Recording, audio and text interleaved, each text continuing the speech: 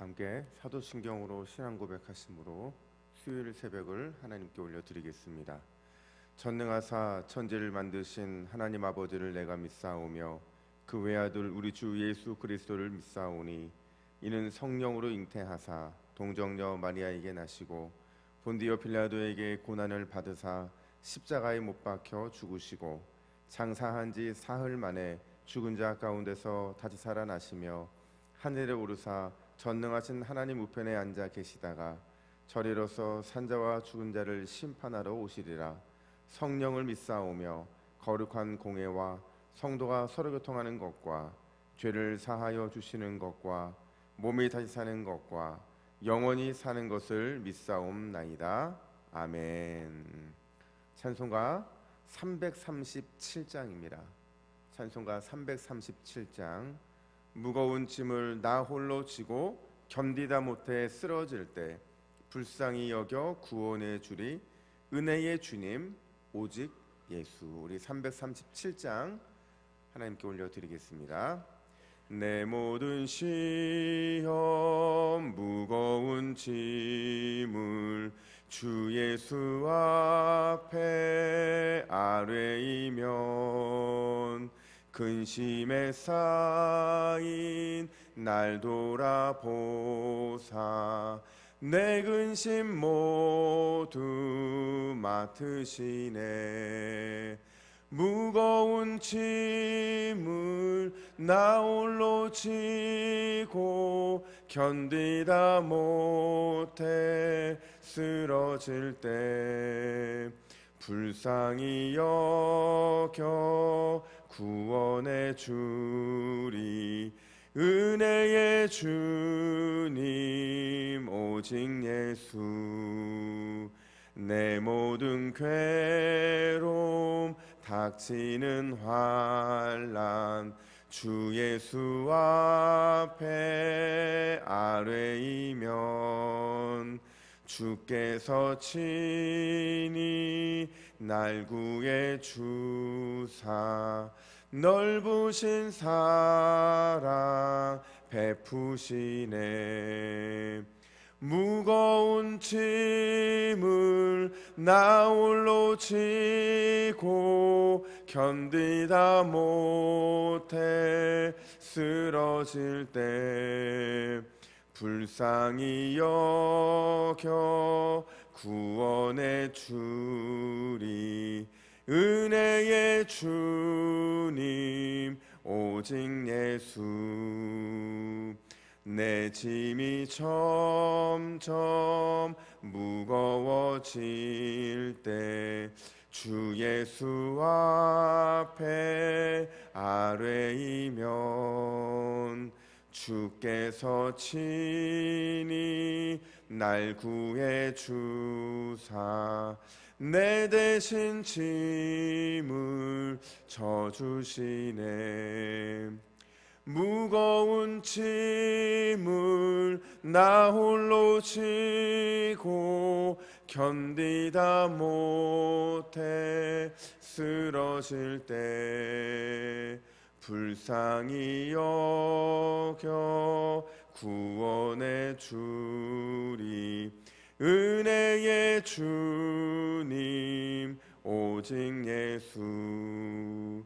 마음의 시험 무서운 죄를 주 예수 앞에 아뢰이면 예수는 나의 능력이 되사 세상을 이길 힘 주시네. 무거운 짐을 나 홀로 지고 견디다 못해 쓰러질 때 불쌍히 여겨 구원해 주리 은혜의 주님 오직 예수. 무거운 짐을 무거운 짐을 나 홀로 지고 견디다 못해 쓰러질 때 불쌍히 여겨 구원해 주리. 은혜의 주님 오직 예수. 할렐루야. 오직 예수뿐인 줄로 믿습니다. 이 시간 말씀을 받습니다. 이 복된 시간에 주시는 하나님의 말씀은 누가복음 8장 16절에서 25절까지의 말씀입니다.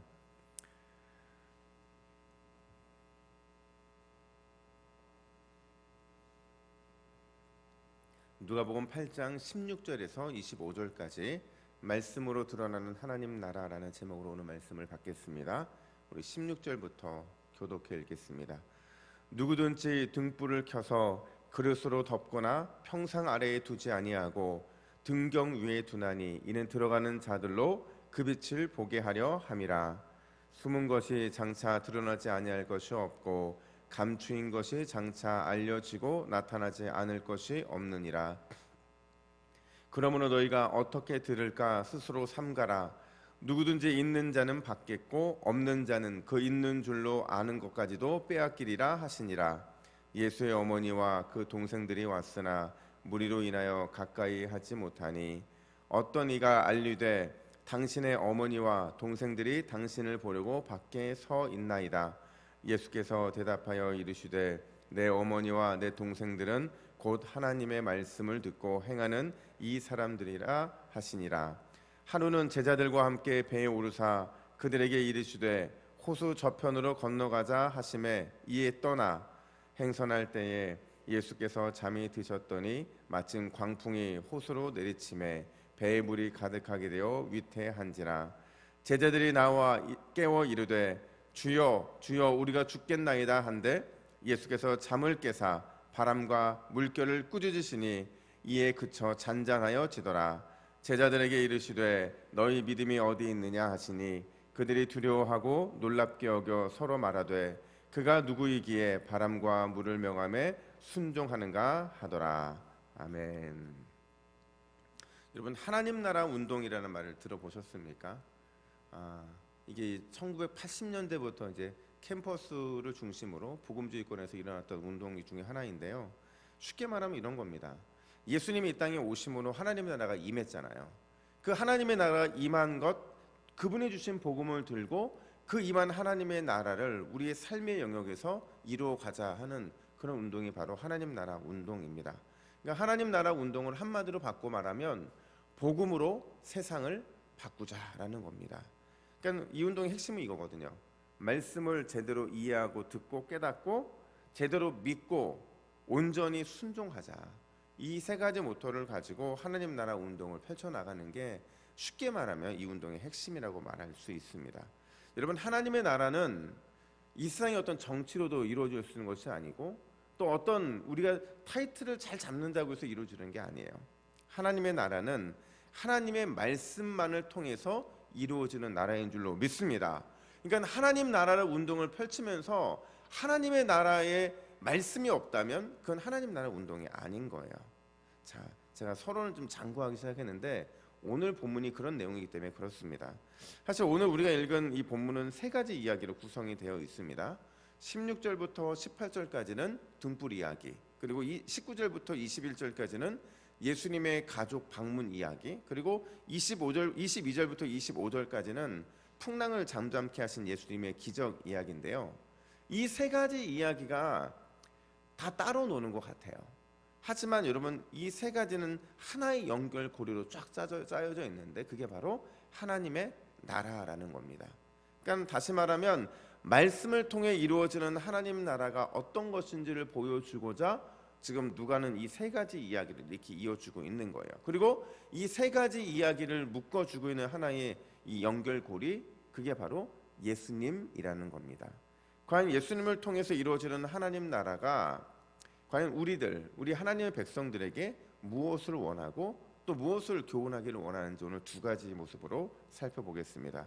첫 번째로 예수님을 통해 이루어지는 하나님의 나라는 생활신앙인의 사명을 요구한다라는 겁니다. 생활신앙인의 사명. 자, 여러분 어디서 많이 들어본 단어인데 또 독특하죠. 잘 보세요, 여러분. 신앙생활과 생활신앙은 뭐가 다를까요? 신앙생활과 생활신앙은 단어만 바꾼 거거든요, 사실은. 근데 이 단어의 뜻은 우리의 삶의 우선순위를 어디에 두느냐에 따라 달라지는 겁니다. 즉 신앙생활은 말 그대로 신앙의 포커스가 있는 겁니다. 생활신앙은 생활의 포커스가 있는, 그러니까 우리의 삶의 포커스가 있는 겁니다. 여러분, 신앙생활과 생활신앙 중에서 뭐가 더 중요할까요? 잠 깨시라고. 여러분, 신앙생활과 생활신앙 중에서 뭐가 중요할까요? 둘 다 중요합니다. 근데 오늘 본문은 우리에게 우리의 삶, 그러니까 생활신앙의 포커스가 주어져 있는 본문이라고 말을 할 수 있어요. 자, 16절 말씀 보세요. 16절 같이 읽습니다. 시작. 누구든지 등불을 켜서 그릇으로 덮거나 평상 아래에 두지 아니하고 등경 위에 두나니 이는 들어가는 자들로 그 빛을 보게 하려 함이라. 아멘. 여기서 등불은 뭘 가리키냐면 예수님, 그러니까 그분의 말씀을 가리키는 겁니다. 그러니까 등불 그 예수님 등불의 빛을 보게 한다라는 것은 그분의 가르침에 따라 순종하는 삶을 사람들에게 드러내 준다, 그러니까 비춘다라는 표현이거든요. 그러니까 성도들은 말씀에 순종하는 생활신앙인의 삶을 살아감으로 인해서 예수님이 어떤 분인지를 내 삶을 통해 드러내야 되는 사명자라는 얘기를 하고 있는 겁니다. 그런 의미에서 오늘 본문은 우리에게 이렇게 질문하는 거예요. 오늘 하루 당신은 생활신앙인의 삶으로 살아갈 준비가 되어 있는가? 바꿔 말하면 당신의 삶을 오픈할, 그러니까 많은 사람에게 비추어져서 예수님을 나타낼 수 있는 자신이 있는가? 지금 그것을 오늘 본문은 물어보고 있다는 거죠. 제가 오늘 본문을 준비하면서 예전에 제가 중고등부, 청년부 사역을 할 때 아이들이 저한테 늘 했던 얘기가 있어요. 그게 뭐였냐면 늘 아이들과 대화하다 보면 야, 넌 참 좋겠어. 너희 어머니 아버님은 참 멋진 분이셔. 너희 어머니 아버지는 참 기도도 많이 하시고 너희 어머니 아버지는 참 봉사도 열심히 하시고 참 너는 좋겠다. 이런 얘기하면 아이들이 꼭 하는 얘기가 있는데 그게 뭐였냐면 부모님들의 겉모습에 속지 말라는 거예요. 우리 아버지의 겉모습에 속지 말고 우리 어머니의 겉모습, 교회에서 보여주는 모습이 전부가 아니라는 겁니다. 그래서 제가 그 말을 들을 때 제 마음속에 그런 게 있는 거예요. 야, 나도 나중에 아이를 낳으면 우리 아이도 저런 얘기 하겠지. 누군가에게는 교회에서 목사의 탈을 쓰고 있는 저희 아버지의 모습에 속지 마세요. 집에서 이 여우의 탈을 쓰고 있는, 또 교회에 보여주고 있는 우리 엄마 사모의 모습에 속지 마세요. 아마 이런 얘기를 하지 않을까 생각에 오싹하는 거예요. 여러분, 우리 아이들이 우리에게 원하는 게 뭔지 아세요? 딱 하나예요. 생활신앙인의 모습을 보여달라는 겁니다. 어디에서요? 가정에서. 교회에 나오면 목사도 집사도 다 모두가 다 아주 거룩해 보이고 아주 멋져 보입니다. 하지만 우리가 가정에서 우리의 민낯이 다 드러나는 것이고 가정에서 우리의 삶의 모습이 다 드러나는 거예요. 우리가 진짜 생활신앙인의 모습을 보여야 하는 곳 가정입니다. 맞습니까, 여러분? 가정뿐만 아니라 우리의 진짜 생활신앙인의 삶의 모습을 보여줘야 될 것은 우리의 삶의 현장인 줄로 믿습니다. 여러분, 오늘 본문 19절부터 21절 보세요. 예수님의 가족 이야기가 등장을 하잖아요. 그 가족 이야기에서 누가 예수님의 가족입니까? 라는 질문을 하는 거예요. 근데 그 질문에 21절 하반절 보니까 곧 하나님의 말씀을 듣고 행하는 이 사람들이라 이렇게 말하고 있잖아요. 생활신앙인이 즉 하나님의 말씀을 믿고 순종하는 사람만이 예수님의 가족이고 천국 시민이 될 자격이 되는 줄로 믿습니다. 오늘 새벽을 깨운 우리 믿음의 동역자 여러분, 우리 먼저 가정생활에서 신앙생활인이 됩시다. 우리가 살아가고 있는 삶의 영역에서 생활신앙인의 모습을 보여줍시다. 그런 모습을 보여주는 사람은 교회에서도 진짜 사명자의 모습을 보여줄 수 있기 때문에 그렇습니다. 오늘 하루 우리가 이 새벽에 기도하기 위해 나온 그 이유는 사명의 준비를 하라는 그 기도의 자리인 줄로 믿습니다. 그 믿음의 삶을 이루어내는 저 여러분 되기를 간절히 축복합니다. 뿐만 아니라 두 번째로 예수님을 통해서 이루어지는 하나님의 나라는 이미 우리의 일상 속에 숨겨져 있다고 오늘 본문은 말을 합니다. 22절부터 25절을 보세요. 예수님과 제자들이 갈릴리 호수를 지나가는 장면이 등장을 하거든요. 그러니까 저는 항상 설교를 될 수 있으면 그러니까 이틀 전에 끝내요. 그러니까 저는 오늘 내일 본문까지 이미 보고 이 자리에 온 거거든요. 그러니까 제가 오늘 이 갈릴리 호수를 장면을 건너는 장면이 내일 본문과 이어지면서 막 말하고 싶은 욕망이 막 샘솟아요. 이 내일 본문 속에 나타나는 하나님의 그 놀라운 예수님의 계획과 섭리가 너무 큰 거예요. 근데 그거를 집어넣고 오늘 본문만 설명하려니까 답답한 게 좀 있어요. 근데 여러분 오늘 본문에서 예수님과 제자들이 갈릴리 호수를 건너는 장면이 나오는데 갈릴리 호수를 건넌다라는 이 표현은요, 제자들에게나 또 갈릴리 주변에 살아가고 있는 사람들에게는 일상이었습니다. 그러니까 여러분 돌아갈 수도 있어요, 갈릴리 호수를. 근데 그 육지로 걸어가는 너무 멀거든요. 그러니까 그들은 여기서 여기로 넘어가는 요 과정들은 어부에게 있어서는 아주 일상적인 겁니다. 그냥 그것만 일상이 되는 게 아니라 갈릴리 호수에서 가끔 몰아치는 광풍, 파도, 이 모든 것들은요, 어부로서는 일상의 얘기를 하고 있는 거예요. 그러니까 지금 예수님과 제자들이 만나고 있는 이 모든 상황은 우리가 삶에서 만나는 일상이라는 겁니다. 그게 23절에서 위태했다 말하고 있거든요. 이 위태한 삶들은 이 위기에 우리의 일상의 삶의 단면을 보여주고 있는 거라고 말할 수 있어요. 근데 놀라운 것은요, 이 일상의 위기를 주님이 한순간 평안으로 바꿔놓는데 그것이 뭐냐면 바로 주님의 꾸짖음이라는 거라는 거예요. 주님의 꾸짖음. 24절 보세요. 자, 24절 같이 읽습니다. 시작. 제자들이 나와 깨워 이르되 주여 주여 우리가 죽겠나이다 한데 예수께서 잠을 깨사 바람과 물결을 꾸짖으시니 이에 그쳐 잔잔하여 지더라. 할렐루야. 꾸짖으시니 이렇게 말하고 있거든요. 근데 이 장면에서 지금 제자들과 예수님의 모습을 보세요. 여러분 성경에서 2번 반복은요 강조입니다. 그리고 3번 반복은 이거는 완벽한 강조라고, 3번 이상 반복되는 게 없어요. 근데 여기서 지금 제자들이 예수님을 어떻게 부릅니까? 주여 주여 2번에 걸쳐서 강조하면서 부르는 거예요. 그러니까 이게 지금 위급하다는 거예요. 근데 예수님은 주무시고 계세요. 그 당시 배가 뭐 우리가 아는 것처럼 큰 배였겠습니까? 그 당시에 배가 갈릴리, 그러니까 2000년 전에 배가 갈릴리 밑바닥에 깔아앉았던 것을 최근에 어떤 이 고고학자들이 발견해서 끄집어낸 걸 봤더니요, 배가 아무리 커도 요만해요. 그러니까 뭐 10m를 넘지 않는 것 같아요. 근데 그 가운데서 예수님이 주무시고 계셨대요. 그러니까 고물이라고 하죠, 배 앞에서. 그러니까 여러분 생각해 보세요.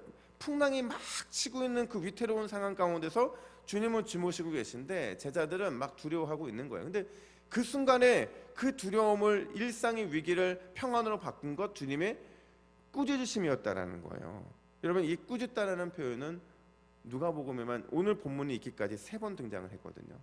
누가복음 4장 35절에서 귀신을 내쫓을 때, 또 누가복음 4장 39절에서 베드로 장로의 열병을 쫓아내실 때, 그리고 누가복음 4장 41절에서 여러 귀신들을 들린 사람을 고치실 때, 그리고 오늘 본문에서 4번째로 사용하고 있는데 광풍을 잠잠케 하실 때에도 주님이 꾸짖었다는 거예요. 이 말은 바꿔 말하면요, 우리의 인생에서, 우리의 일상에서 주님의 꾸짖음이 필요하지 않은 것은 없다라는 겁니다. 주님의 꾸짖음. 그렇다면 여러분 주님의 꾸짖음이 뭘까요? 주님의 꾸짖음은 그분의 능력과 그분의 권위를 상징하는 겁니다. 예수님의 말씀이 얼마나 큰 능력이 있는지를 보여주는 거예요. 귀신도 질병도 또 자연도 모든 것들이 다 주님의 꾸짖음 앞에서는 아무런 힘을 발휘할 수 없다. 이것을 오늘 본문은 말해주고 있는 겁니다. 여러분 그런 관점에서 광풍의 한복판에서 예수님이 제자들을 깨운 것, 그러니까 광풍이 피는 가운데 두려워서 주여 주여 하면서 예수님을 깨운 것은요, 지금까지 누가복음 8장에 등장하는 이때까지 예수님의 제자들이 한 것 중에 제일 잘한 행동이에요. 왜냐하면 예수님을 의지하는 것만큼 최고의 선택이 없기 때문에 그렇다는 거죠. 그 결과 역시도 광풍의 잔잔함이라는 결과로 나타났잖아요. 여러분, 우리 인생에서 예수님을 의지하는 것만큼 최고의 선택은 없는 줄로 믿습니다. 그분이 꾸짖으시면 우리의 그 어떤 문제들도 다 문제들이 잠잠케 되는 역사가 일어나는 줄로 믿습니다. 여러분, 고아의 아버지 하면 누가 떠오르세요? 조지 뮬러 목사님이 생각이 나잖아요. 조지 뮬러 목사님이 하루는 이 기부금을 받기 위해서 이제 어디론가 멀리 가려고 배를 타려고 나왔는데 항구에 안개가 잔뜩 껴 있는 거예요. 근데 그 지역의 특징이 항구에 안개가 끼면 이게 이틀 3일을 간다는 거예요. 근데 목사님은 지금 이 기부금을 받지 못하면 아이들이 배고프거든요. 그냥 앉아서 기도하는 거예요. 하나님, 이게 이렇게 안개가 잔뜩 끼어 있는데 우리 아이들을 어떻게 하면 좋겠습니까? 근데 하나님께서 그 마음에 주시는 마음이 안개 곧 그치게 하겠다는, 거치게 하겠다는 그 마음을 딱 주시는 거예요. 이 마음을 가지고 다시 물어봅니다. 선장한테, 배가 오늘 뜰 수 있습니까? 그러니까 선장이 절대로 자기의 이 노하우를 따져보면 이 배가 2, 3일은 그대로 있어야지 뜨지 못한다는 거예요. 그때 조지 뮬러 목사 뭐라고 얘기를 했냐면, 저는 선장인 당신의 경험을 최대한 존중합니다. 하지만 지난 57년간 한 번도 어긴 적이 없으신 하나님의 약속을 저는 더 신뢰합니다. 배는 오늘 출항할 수 있으니 잘 준비해 주시기를 바랍니다. 이렇게 얘기했다는 거예요. 근데 그 말에 선장이 비웃었대요. 근데 아니나 다를까 여러분, 실제로 오후에 안개가 쫙 거치는 거예요. 그걸 보면서 기다리고 있던 조지 뮬러 목사님을 향해 선장님이 어떻게 이렇게 됐는지를 묻습니다. 그때 조지 목사님이 했던 되게 유명한 말이 있는데 그게 뭐냐면, 주님의 말씀에는 실수가 없습니다. 여러분, 주님께서 말씀하시는 그 말씀의 권위에는 실수가 없다는 말입니다. 예수님께서는 일상에서 하나님의 나라를 위해 살아가는 오늘 우리에게 이렇게 질문하세요. 이 질문은 제자들에게 했던 동일한 질문인데 25절 상반절 보세요. 제자들에게 이르시되 너희 믿음이 어디 있느냐. 여러분, 우리의 믿음은 하나님의 말씀에 날마다 순종하는 일을 통해 나타나는 줄로 믿습니다. 우리의 참 믿음은 위태한 일상 속에서 예수님의 꾸짖음에 잠잠케 되는 역사를 기대하는 바로 그 믿음에 있는 줄로 믿습니다. 오늘 우리 기도하실 때 그 믿음 붙잡아야 됩니다. 주님의 말씀을 더욱 순종하고 모든 우리의 인생의 문제를 꾸짖어 주시는 주님의 놀라운 은혜를 기대하는 것, 그것이 오늘 기도에 응답받는 조건이 되는 줄로 믿습니다. 어떤 인생에 이 풍랑이 있든지 주님의 꾸짖음이 한 번 있으면 모든 것은 잠잠케 된다는 사실을 늘 기억하시고, 오늘 이 새벽 주 앞에 신실하게 믿음으로 서서 기도하는 저 여러분 되기를 예수님의 이름으로 축복합니다. 기도하겠습니다. 하나님 아버지, 오늘 이 새벽 주 앞에 기도로 나온 주의 백성들의 삶을 잠잠케 하여 주시옵소서. 주님의 말씀의 권위로 꾸짖어 주시고 그 모든 문제들이 주님 앞에 벌벌 떨며 모두 사라지는 귀한 역사가 있게 하여 주시옵소서. 하나님, 그러기 위해서 주의 말씀에 순종하기를 원합니다. 모든 문제를 꾸짖어 주시는 주님의 놀라운 은혜를 기대하기를 원합니다. 우리가 주님의 그 은혜를 기대할 때에 넘치도록 채워주시는 주님의 크신 은혜를 경험케 하여 주시옵소서. 이 모든 말씀을 예수님의 이름으로 기도하옵나이다. 아멘.